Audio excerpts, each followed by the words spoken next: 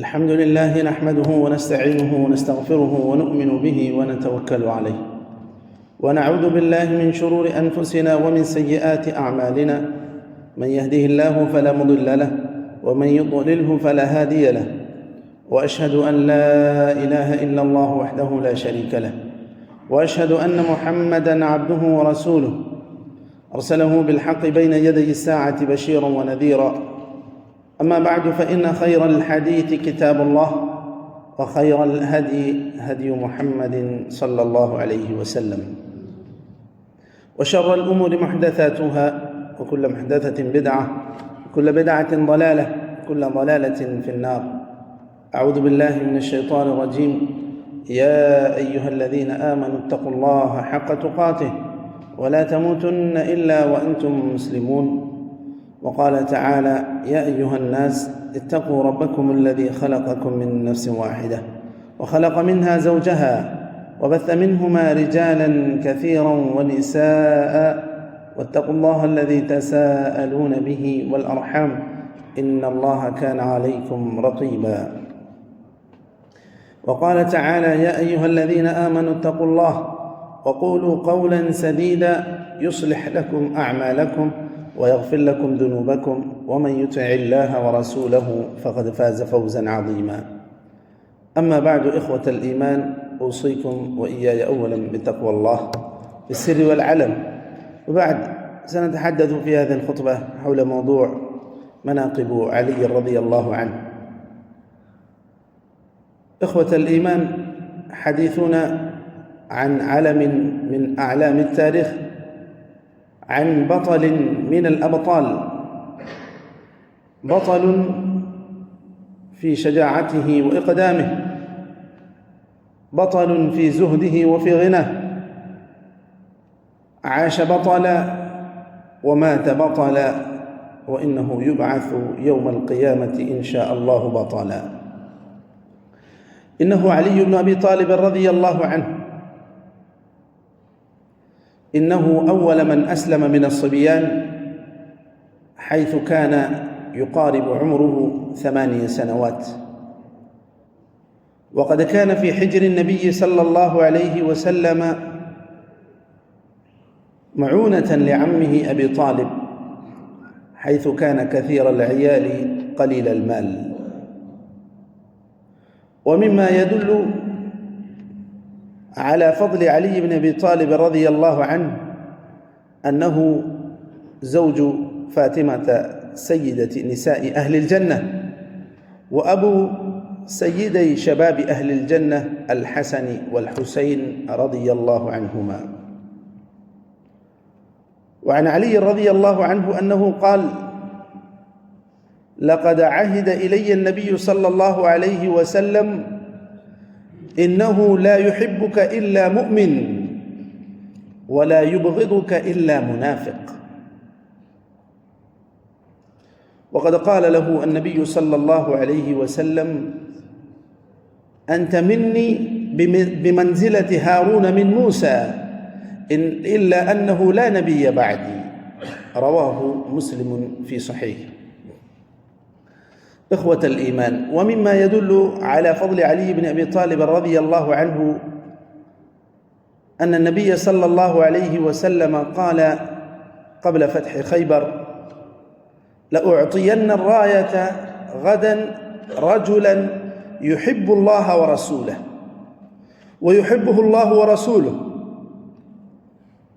فبات الناس يدوكون ليلتهم أيهم يعطاها، فلما أصبحوا غدوا على رسول الله صلى الله عليه وسلم كلهم يرجو أن يعطاها. فقال: أين علي بن أبي طالب؟ قالوا: إنه يشتكي عينيه. فأرسل إليه، فجاء فبصق النبي صلى الله عليه وسلم، فذهب مما يشتكي عينيه. وفتح الله تعالى خيبر على يديه، فأعطاه النبي صلى الله عليه وسلم هذه الراية، وفتح الله على يديه وقد كان فتحا عظيما. إخوة الإيمان، ومن الأحداث العظيمة التي حصلت في عهد علي رضي الله عنه موقعة الجمل والصفين، وسبب ذلك أنه لما قتل عثمان رضي الله عنه تولى الخلافة علي بن أبي طالب رضي الله عنه، وأراد أن يقرر قواعد دولته ومؤسساتها التنفيذية، ثم يأخذ بدم عثمان. لكن هناك من الصحابة من قالوا نأخذ أولا بدم عثمان، فقال علي رضي الله عنه أنا أريد قتلة عثمان، قتل الله من قتل عثمان، ائتوني بقتلة عثمان وأنا أقتلهم، لأنه يعلم أنه لا يمكن أخذ دم عثمان إلا بعد ترسية قواعد الدولة، وإلا أصبحت القضية همجية تذهب بالصالح والطالح. فكان ذلك سبب ما حصل موقعة الجمل والصفين. أقول قولي هذا وأستغفر الله لي ولكم ولسائر المسلمين فاستغفروه إنه هو الغفور الرحيم.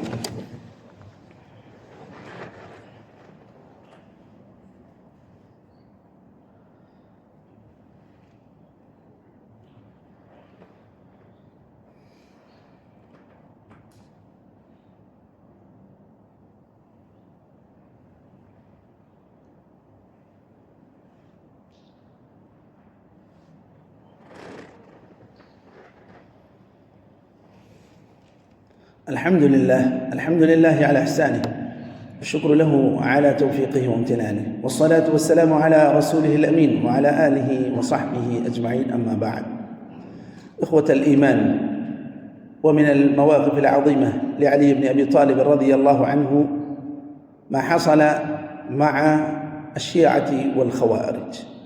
أما الشيعة فكان رئيسهم عبد الله بن سبأ المنافق، وقد قالوا في علي بن أبي طالب رضي الله عنه أنت إلهنا، أنت ربنا، وقد غلوا في علي بن أبي طالب رضي الله عنه. فقال علي بن أبي طالب رضي الله عنه انتهوا من قولكم وإلا خد لهم الأخاديد وأحرق فيه النار، قال أحرقكم بالنار. فقالوا الآن ازداد يقيننا أنت ربنا أنت إلهنا، فأحرقهم بالنار. فلما بلغ ذلك ابن عباس رضي الله عنه لو كنت مكانه ما أحرقته ولكن أقتلهم، كما قال النبي صلى الله عليه وسلم من بدل دينه فاقتلوه. وأما الخوارج فكان فرقة مبتدعة، فقاتلهم علي رضي الله عنه، وكان له شرف قتل رئيسهم. وقد قال النبي صلى الله عليه وسلم عن هذه الفرقة إنهم يمرقون من السهم كما يمرق السهم من الرمية، ولئن كنت لأقتلنهم قتل عاد، رواه البخاري في صحيحه. ومع هذه الفتن التي أحاطت بعلي رضي الله عنه إلا أنه كان شديدا في الحق وقائما بالعدل، وكان قتله وكان استشهاده أنه قتله عبد الرحمن بن ملجم الشقي رضي الله عن علي. نسأل الله تعالى أن يجعلنا من الذين يستمعون القول فيتبعون أحسنه.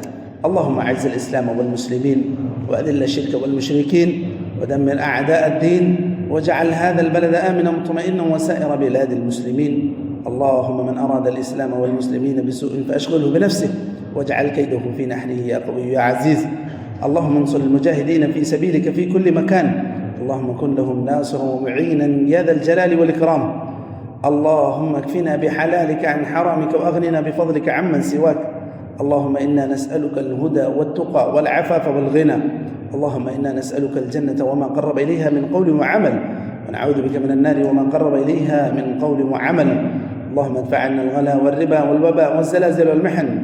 اللهم قض الدين عن المدينين، واشف مرضانا ومرضى المسلمين، وارحم موتانا وموتى المسلمين. اللهم اغفر لهم وارحمهم وعافهم واعف عنهم، وأكرم نزلهم ووسع مدخلهم، وغسلهم بالماء والثلج والبرد، ونقهم من الذنوب والخطايا كما ينقى الثوب الأبيض من الدنس. عباد الله، إن الله وملائكته يصلون على النبي يا أيها الذين آمنوا صلوا عليه وسلموا تسليما. اللهم صل وسلم وبارك وأنعم على حبيبك محمد. وارض اللهم عن الخلفاء الراشدين أبي بكر وعمر وعثمان وعلي، وعن سائر صحابة نبيك أجمعين، وعنا معهم بعفوك وكرمك وجودك يا أكرم الأكرمين.